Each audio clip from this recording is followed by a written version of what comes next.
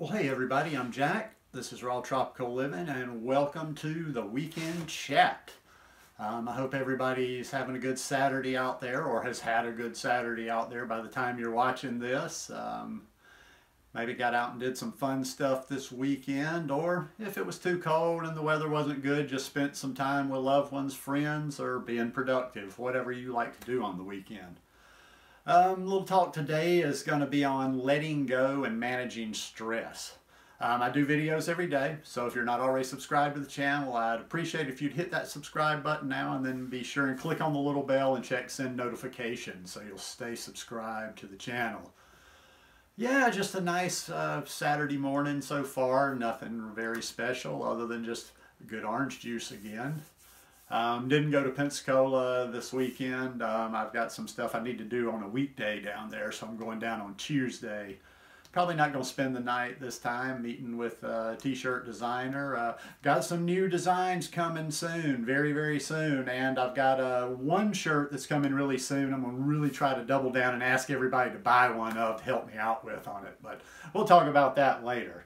Yeah, I came about this. I'm going to do a little reading from a little magazine that I think I've read from before for this week.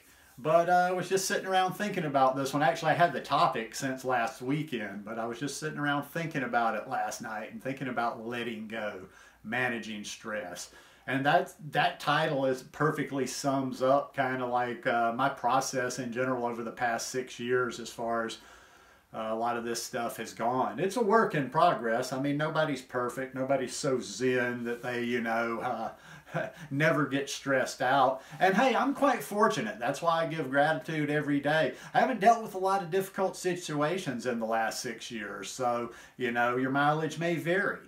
I understand that. But I mean, I try to kind of break things down. I see things from a logical sense. I got too much of that Spock in me, just like, well, it just doesn't make sense. But sometimes our minds don't make sense. I mean, I guess what I'm getting at is it's a different story to say, hey, don't let it go. Don't stress. You can't do anything about it. When it's something really serious, and it's easier said than done. But for me, I've learned, and I've gotten really good at the process of evaluating things. And just kind of like I always say, it's kind of just everything in life is about solving problems. And when I figure out something like, okay, yes, this is a problem, you have to deal with it, but worrying about it, stressing over it is not going to help you solve this problem or deal with things one bit. So, sometimes you just got to take a step back. This is a reading. This is just a little free magazine I pick up when I go to Pensacola sometimes, Natural Awakenings. I'm usually just picking it up to read while I'm having a smoothie, something to, occupy my mind. So I'm going to skip through some of this stuff and just read certain parts, and then I will read the main part that I want to get to.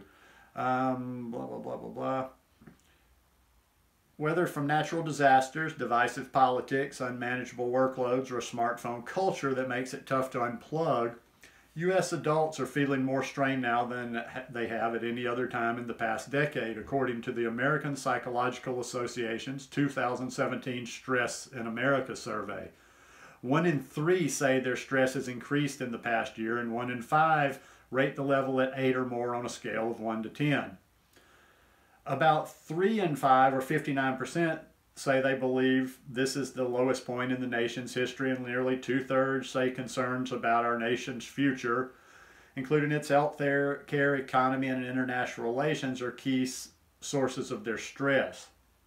Well, all that stress is having a powerful impact on health, with as many as 80% of visits to primary care physicians characterized as stress-related, according to the American Medical Association. Stress-related. I've said that before. Listen, eat well. Pay attention to what you're eating, but stress is that. I really believe that stress is the biggest killer. More so than our diet, more so than drinking, more so than smoking. Stress is just a very, very dangerous killer. Workplace stress accounts for 120,000 deaths a year, more than influenza, diabetes, and Alzheimer's disease combined, according to 2015's Stanford University study. Unfortunately, you can't always avoid the things that stress you out, but you can control how you respond to stress before it takes over your life. See, it's kind of like catching something early. You need to learn how to respond to that stress, how to deal with that stress, you know, before it kind of gets out of control, when you first kind of start feeling those feelings of it. Says Melanie Greenberg, PhD, a Mill Valley, California psychologist and author of the recent book, The Stress-Proof Brain. Master your emotional response to stress using mindfulness and neuroplasticity. Now here's a little bit what happens in the brain, our brain on stress. Whether it's an urgent email from the boss or a rude motorist driving unsafely, tense situations elicit a physiological response remarkably similar to what might occur if we were chased by a lion. Deep inside our almond-shaped region of the brain called the amygdala, an alarm goes off, signaling the release of hormones like adrenaline and cortisol that boost heart rate, usher extra blood to muscles, hasten breathing, and spike blood sugar to provide more fuel for the brain to react.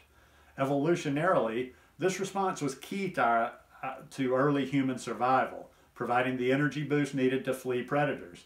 Even today, it has its upside, says Greenberg. In the short term, stress can be exciting and even beneficial, revving you up so you can put your passion and energy into something. But chronic excess can lead to high blood pressure and blood sugar, inflammation, cognitive problems, and a hair trigger response to stress in which our body overreacts even to mild annoyances. It can also, research suggests, accelerate aging by eroding the protective caps on our chromosomes called telomeres.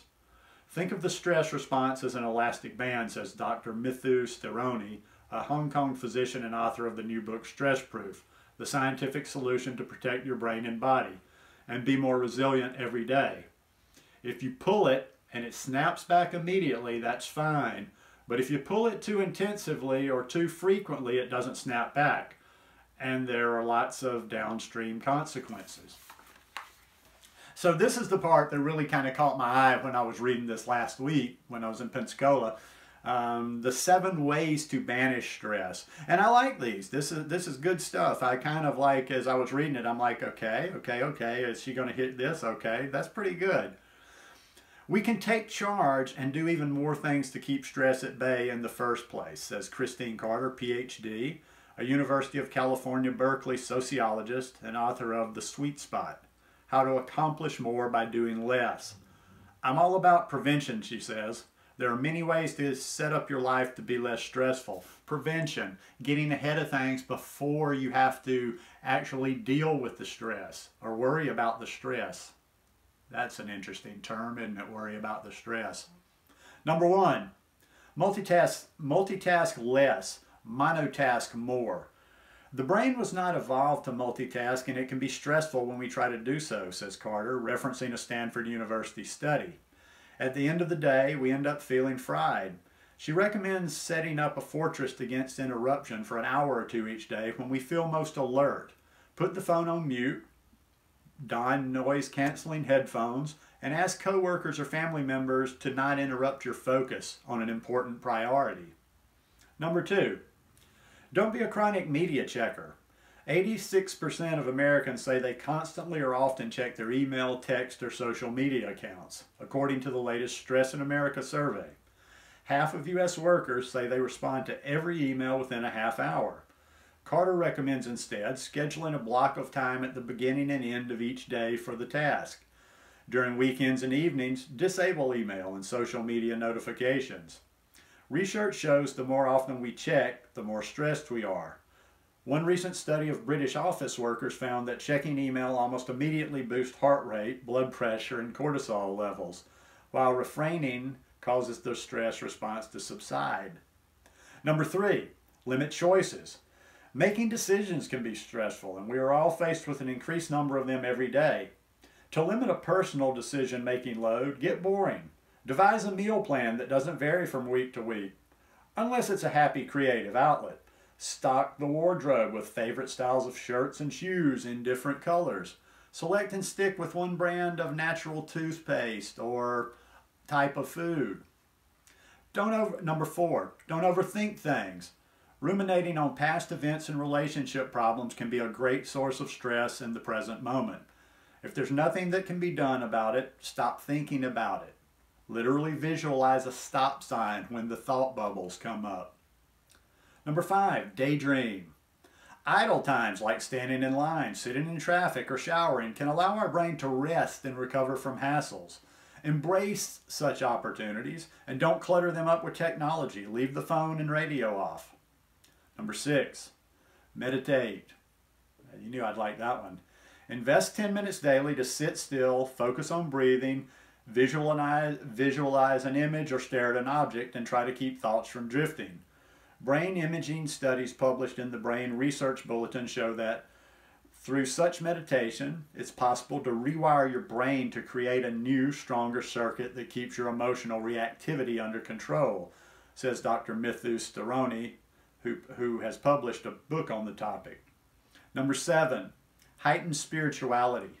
Whether it's regularly attending religious services, yoga meditation sessions, or quiet walks in the woods, a spiritual practice can be a powerfully effective means of coping with stress and mitigating its health impacts. Duke University research shows that people regularly engaged in a spiritual practice are more likely to survive heart surgery, recover better from stroke, have shorter hospital stays, and become depressed and stressed less often. Spirituality connects you to the broader world, which in turn enables you to stop trying to control things all by yourself, explains Dr. Roberta Lee, an integrative physician, in her book, The Super Stress Solution. When you feel part of a greater whole, it's easy to understand that you aren't responsible for everything that happens in life. Yeah, that was good stuff. I will leave you, as at the last little bit here, I'm just going to leave you with something like a simple little takeaway from this. You know, that in everyday life, whether it's at the office, whether it's around colleagues, maybe if you're watching this and you're one of the vegans, whether it's somebody giving you a hard time about your diet, maybe it's somebody in traffic, whatever, everybody deals with stress every day. Taking care of the kids, making sure, you know, balancing things, taking care of the kids and balancing a job, or just taking care of the kids, that's enough of a job in itself.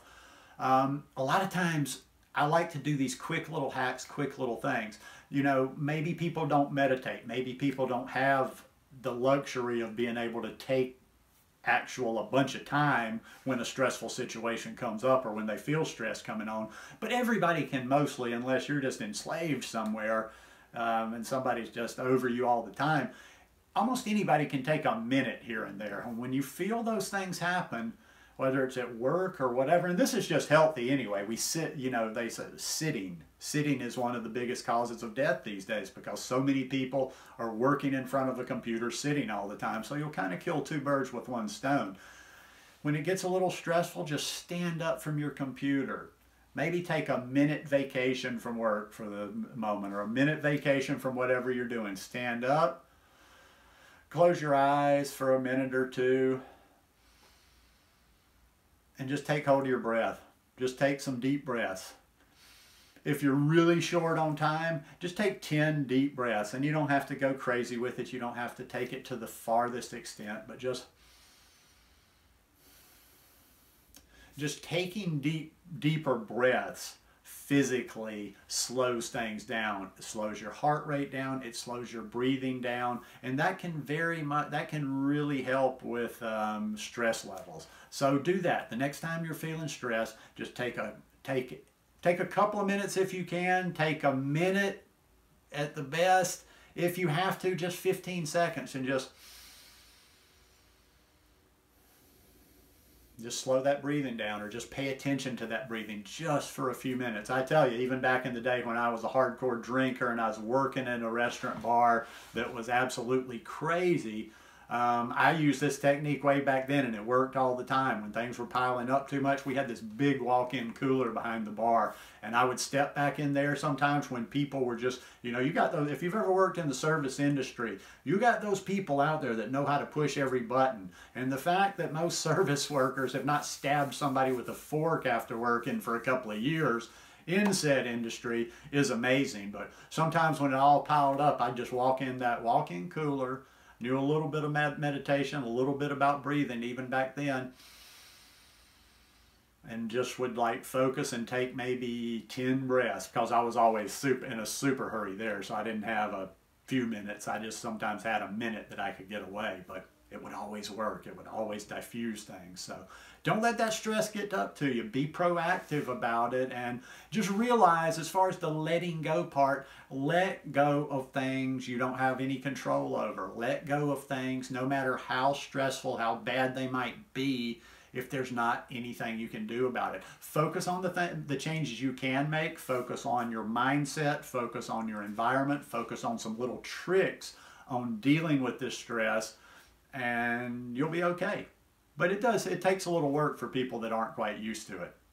Anyhow, hope you guys enjoyed this one today. If you like it, I'd appreciate a thumbs up, and I'll see you again tomorrow. Love you guys. Peace.